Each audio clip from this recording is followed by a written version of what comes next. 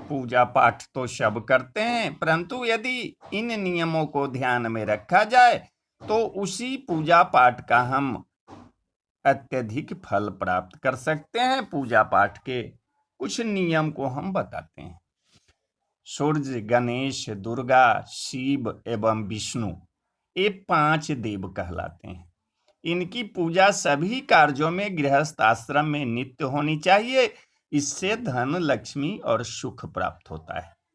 गणेश जी और भैरव जी को तुलसी नहीं चढ़ानी चाहिए। दुर्गा जी को दूर्वा नहीं चढ़ानी चाहिए। सूर्य देव को शंख के जल से अर्घ नहीं देना चाहिए। तुलसी का पत्ता बिना स्नान किए नहीं तोड़ना चाहिए। जो लोग बिना स्नान किए तोड़ते हैं, उनके तुलसी पत्रों को भगवान स्वीकार नहीं करते हैं। रविवार, एकादशी, द्वादशी, संक्रांति तथा संध्या काल में तुलसी नहीं तोड़नी चाहिए। दूर्वा रविवार के दिन नहीं तोड़नी चाहिए। केतकी का फूल भगवान भोलेनाथ को नहीं चढ़ाना चाहिए। और कमल का फूल जो है वो 5 रात्रि तक उसमें जल छिड़क कर चढ़ा सकते हैं। बिल्व पत्र को 10 रात्रि तक जल छिड़क कर चढ़ाया जा सकता है। तुलसी की पत्ती को 11 रात्रि तक जल छिड़क कर चढ़ा सकते हैं। हाथों में रखकर हाथों से फूल नहीं चढ़ाना चाहिए। तांबे के पात्र में चंदन नहीं रखना चाहिए। दीपक से दीपक नहीं जलाना चाहिए। जो दीपक से दीपक जलाते हैं वे रोगी होते हैं। पतला चंदन देवताओं को नहीं चढ़ाना चाहिए।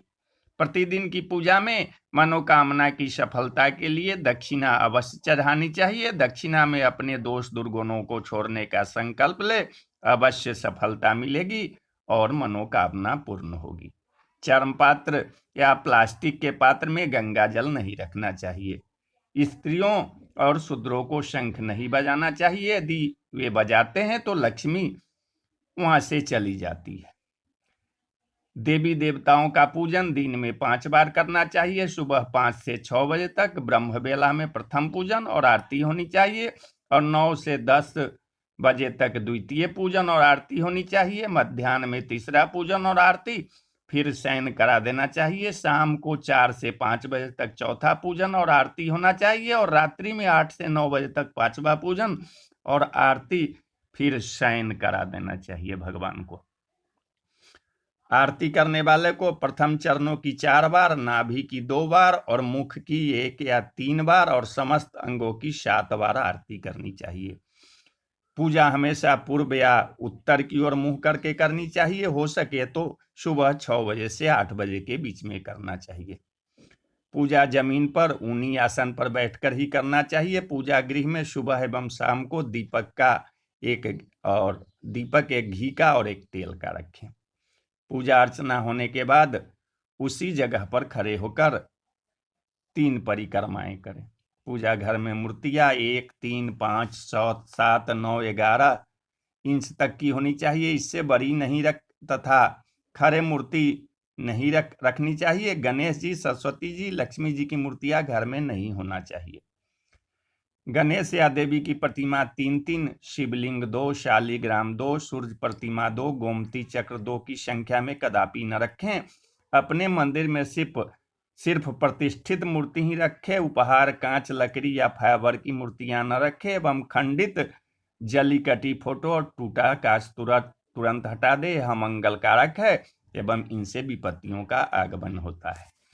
मंदिर के ऊपर भगवान के वस्त्र, पुस्तकें एवं आभूषण आदि भी न रखें। मंदिर में पर्दा लगाना अति आवश्यक है। अपने पूज्य माता पिता तथा पितरों का फोटो मंदिर में कदापि न रखें। उन्हें घर के नैऋत्य कोण में स्थापित करें।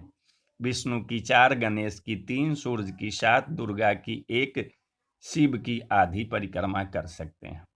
प्रत्येक व्यक्ति को अपने घर में कलश स्थापित करना चाहिए। कलश जल से पूर्ण, श्रीफल से युक्त विधि पूर्वक स्थापित करके यदि आपके घर में श्रीफल कलश उग जाता है तो वहां सुख एवं समृद्धि के साथ स्वयं लक्ष्मी जी नारायण के साथ निवास करती हैं। तुलसी का पूजन भी आवश्यक है। मकड़ी के जाले एवं दीमक से घर को सर्वदा बचावें, अन्यथा घर में भयंकर हानि हो सकती है। घर में झाड़ू कभी खड़ा करके न रखें। झाड़ू लांघना, पांव से कुचलना भी दरिद्रता को निमंत्रण देता है। दो झाड़ू को भी एक स्थान पर न रखें, इससे शत्रु बढ़ते हैं।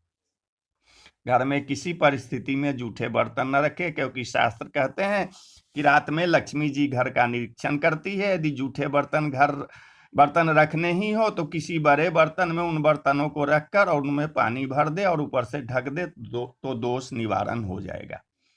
कपूर का एक छोटा सा टुकड़ा घर में नित्य अवश्य जलाना चाहिए, जिससे वातावरण शुद्ध हो जाता है। घर में नित्य घी का दीपक जलावे और सुखी रहे। घर में नित्य गोमूत्र युक्त जल से पोछा लगाना चाहिए। घर के वास्तु दोष समाप्त हो जाते हैं। सेंधा नमक घर में रखने से लक्ष्मी की वृद्धि होती है। रोज पीपल के वृक्ष के स्पर्श से शरीर में रोग प्रतिरोधक क्षमता बढ़ती है। घर में एक मोती शंख, 5 गोमती चक्र, 3 हकीक पत्थर, 1 ताम्र सिक्का और थोड़ी सी नाग केसर एक थैली में भरकर घर में रखें। लक्ष्मी की वृद्धि होगी। आचमन करके जूठे हाथ सिर के पृष्ठ भाग में कदापि न पोछें। इस भाग में अत्यंत महत्वपूर्ण कोशिकाएं होती है। घर में पूजा पाठ हो, मांगलिक पर्व में सिर पर टोपी और पगड़ी पहननी चाहिए। रुमाल, विशेषकर सफेद रुमाल, शुभ नहीं माना जाता है। तो बोलिए जय श्री कृष्ण, जय